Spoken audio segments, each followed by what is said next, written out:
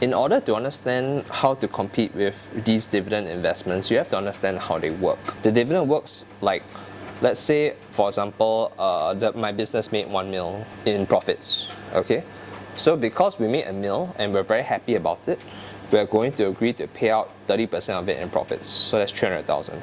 Okay, so you and all the other shareholders will get $300,000 for this quarter, because that is how much money we made last quarter, 1 mil. Yeah. So we made 1 mil last quarter. We are very happy, so dividend we give out 300k. Now, what happens, right, if the next quarter is so bad that we only made 100k in profits? We can't possibly give out another 300k. So we will do one of two things. One is that we will take the 200k from our existing cash supply and we will give it out to y'all, because we said that we would. And then we will announce that our profits were crap and that next quarter we're not going to do this kind of thing already. Yeah, so that's option number one. Option number two is that we're not going to tell you this and we're just going to give you what we can, which is we're not going to give you the 300k, like we're not going to take the 200k from our bank account. We are going to just give you as much of the 100k that we think is possible for us to survive, maybe like 80k or something, and then we'll be like, okay, like from now onwards, unless things get better, it'll only be 80k from now onwards. So every quarter is like, you know, like gotta figure it out, okay? But in a nutshell, yeah, you can't have a dividend without profits. Now the problem with a fund is that it always works on the first premise. It never works on the second premise, all right? So what I mean by the first premise was basically, if we don't have the 300k for that quarter, we will pay it out from our side first, and then we will figure it out the quarter after that, like see how, right? Now the problem with this is that if you repeat this cycle a lot of times, what happens to the corporate bank account?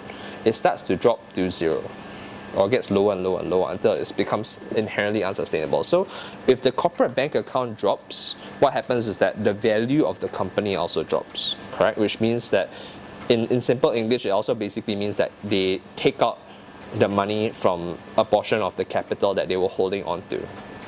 Now, where do they get that capital from? If it's not from profits, it's from shareholders, which means that they get the capital from you and then they give it back to you, you see, or they give it back to a little bit disproportionately, right? Now, they always run on premise number one. And so what happens is that basically if they do this enough times, you find that your capital starts to drop a lot. So let's say if I've invested $1 million, coming back to the original example, I remember that all of these dividend investments work on premise A, the first one that I mentioned, okay? So if an insurance agent is very silly enough to tell me that the dividend is currently at, let's say, 10%, right? So I invest $1 million, every year I should get $100,000. I should be very happy about that, okay? So $100,000. What will happen is that in the first year, maybe they pay me $100,000 because things are going well. In the second year, maybe they're not making as much money, but they're still going to pay me that $100,000, right? So they pay me $100,000 and I'm okay, now I got $100,000 again, I'm very happy. Then I check my balance on how much my investment is worth and I see that, my $1 million is now worth about maybe $920,000. So my capital dropped by $80,000, but I received $100,000 in dividends. So I'm like, what happened? Why is it so bad? I don't know. Don't want to know also to some degree. So okay, never mind. See what happens next year. Next year, I get another $100,000 from the company. Maybe they decide to just try anyway because they don't want to lose face. Or maybe they thought that they'll try and earn more money this year, but maybe it's another bad year, okay?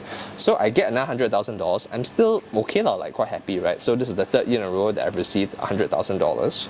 And then what happens is that I look at my investment balance and I see that, wow, it is $700-something thousand. I have lost almost as much capital as I received in terms of the income that the fund was paying out. Now, why did this happen? Is because the fund has an obligation to pay out whatever it decided at the time. And so unless they change their mind for usually political reasons or shareholder reasons or whatever other reasons that may have very little to do with you as a shareholder, then what's going to happen is that this person will keep losing more and more capital until it hits zero. But they will have collected a lot of dividends, you see, or because you can't collect profits from something that doesn't derive profit. That's the general summary. And if the fund promises to pay too much profit, then what's going to happen is that they're going to take your capital and give it back to you. Yeah, and so that is what I mean by the nature of the sales promise is usually too high and it's not very sustainable. Most people who don't inherently understand this but sell you an investment like this is the many insurance agents that don't understand that this is a real possibility that can happen to their clients, and it's just a matter of a certain number of years.